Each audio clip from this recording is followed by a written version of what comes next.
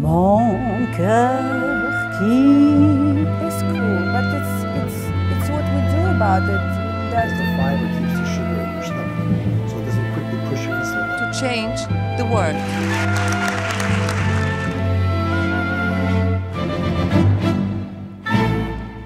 Dün bugün yarınla yeniden karşınızdayız sayın seyirciler. Çok değerli Ürdünlü bir ressamı ağırlıyoruz. Kendisi Nissa Raad'in torunu Nissa Raad konuğumuz. İlk kişisel sergisini Türkiye'de gerçekleştiriyor bugünlerde. Hemen kendisine dönüyoruz. Your Royal Highness, welcome to our program. Thank you. Yesterday, today and tomorrow. Thank you. And welcome to Istanbul. Thank you very much. This is your very first exhibition in Turkey. Yes. And it is called Health is Full. And the sweetness of lemons. The sweetness in of English. lemons. Yes. First of all, I'm going to come to this exhibition and to you as an artist, but I would like to go back to the past, to your early days as a child, and talk a little bit about your grandmother and your grand-uncle, because you come from from the mother's side, from an artist family, painter family. Nejat Devrim was a painter, so was your grandmother, Her Royal Highness Nissa Raad. Were you inspired by them or by her? I grew up, surrounded by art, and my grandmother, she passed away when I was only 10 years old. But my memories of her house, we used to visit her many times a week, and I remember going into her house, and studio, which was covered with her art. The walls, the ceilings, even on the floor. We used to walk on her art to go into her studio, and also at my parents' house, we always had her paintings around. So I was always inspired by her color, her love of color, her bold lines, her expressiveness, and so it really instilled in me a lot of influence and a lot of... For sure she saw you painting. Yeah. You used to paint near her, nearby her? Would she comment on your paintings or guide you? Paint like this, like that, with the colors or light? My first painting lesson was with her. I remember I was 6 years old, and I had a pink apron on, and we painted a bit, and she used to tell me, don't be scared, don't think about anything, just paint. So she always encouraged me just to be free and not to worry about if it's nice or not nice, just express myself. And when we finished, she put red lipstick on my lips. On you? On my lips and on herself. And she put jewelry because she loved her jewelry, so she put lots of jewelry on me. And she was always very, very encouraging, very loving, very generous, very supportive, and even till now when I paint, I always keep her with me. I mean, I have her paintings next to me, I have her pictures next to me, and I feel she's still inspiring me when I work. What was it that you painted that very day when you were 6 years old? Oh, do you remember it? Was it an animal or was it nature? I think it was just an abstract thing, but she liked it very much because it was very colorful.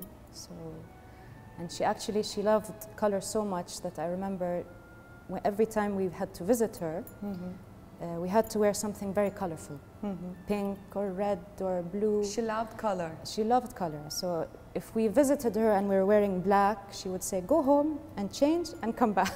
I'm a bit like her. Yeah, I don't like black. No, we used to go home and change and come back, and she said, okay. So she was very generous and very loving. And today, you are an abstract painter. Yeah. You just told me she's still today inspiring me as an artist. Yeah. What would she think about your paintings, and what would she tell you, criticizing you or?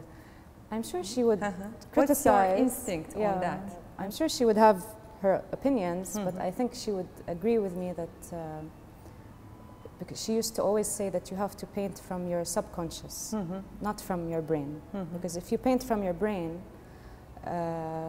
it's not really your true self that you're expressing. So, and that's something that I had to work on, because when I first started painting, I was using my brain too much, and the painting wouldn't really become what I wanted to become. So I had to learn to just let go and not focus on the product, just focus on the process and enjoy the process, and paint just from what you're feeling, not what you're thinking. And I think that's how she used to paint as well. So I think she would approve of my approach and my process. Yeah, I hope. As an artist, what do you get inspired from? I get inspired from all kinds of things. From my children, from Amman, my city, architecture, you know, inspired by the quote, when life gives you lemons, you make lemonade. So when life gives you lemons, you make lemonade. So it was just that quote that inspired the work that I have in this exhibition. So inspiration, you can find inspiration everywhere. And from anything. And the most important thing is just not to think, just paint when you want to paint, and paint what you're feeling. And that's what I believe. I like to also talk about a little bit about your exhibition. This is your very first exhibition in Turkey, in Istanbul, Sweetness of Lemons. Could you tell us a little bit about the exhibition, the work, and about the lemons? Where did it come from?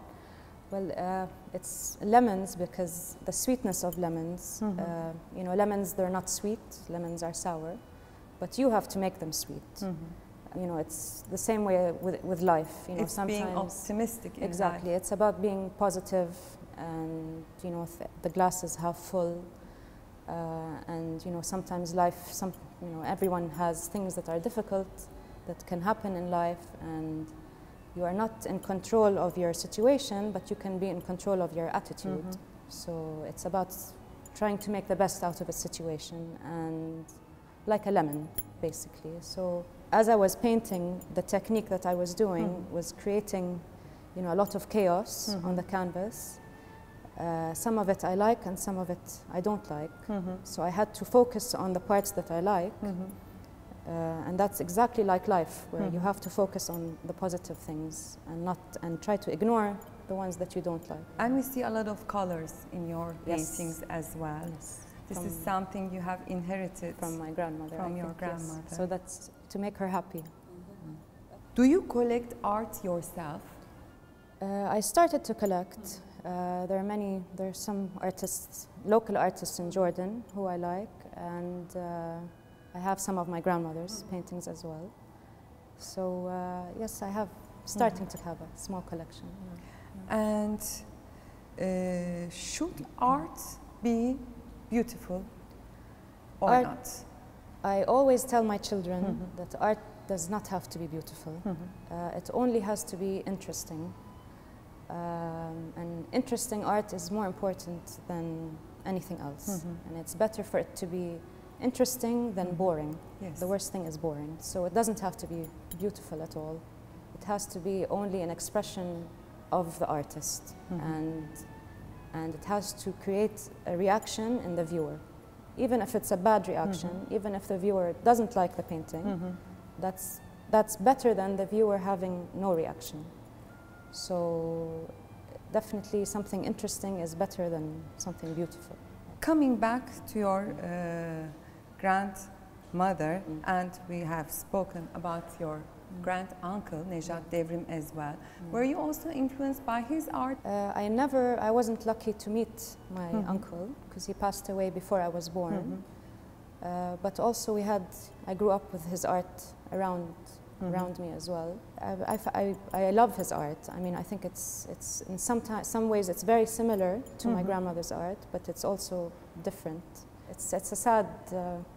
I think it became a competition between the mother and the son with the art. But I still look at his art and his paintings, and I get inspired by his colors and his everything. So yeah.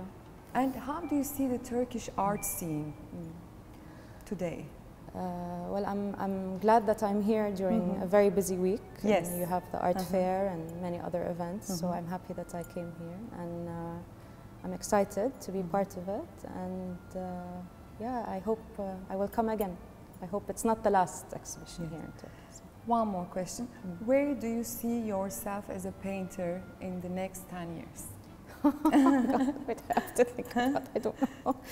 Like your aims, your goals as a painter, as an artist.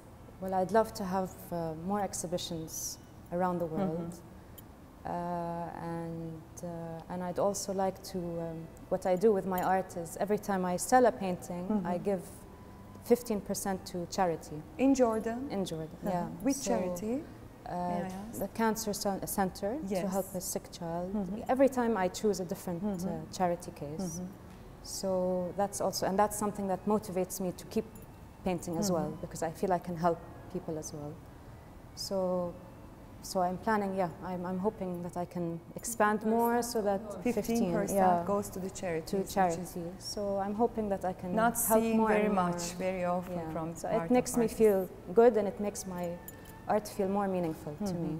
And I think my grandmother would be happy about that. Would be So, happy about that. Last question. What's your advice to the young generations, artists to come? Don't be afraid. Don't listen to criticism too much. Be original. Don't copy people. Be inspired by other artists, but don't copy. Be courageous, maybe. Be courageous. As your Be grandmother used to courageous tell. and believe in yourself and take risks and keep painting, and don't use your brain. Just use your heart and your soul when you paint, and painting will paint itself, and you will be fine. Your Royal Highness, Princess Fahrül Nissa Raad, thank you very much. Thank you very much. Şükran katira. Thank you. Afwan. Thank you. Evet sayın seyirciler, Dün Bugün Yarın'ın bu haftada sonuna geldik. Bir başka Dün Bugün Yarın'da yeniden karşınızda olmak üzere. Hoşça kalın.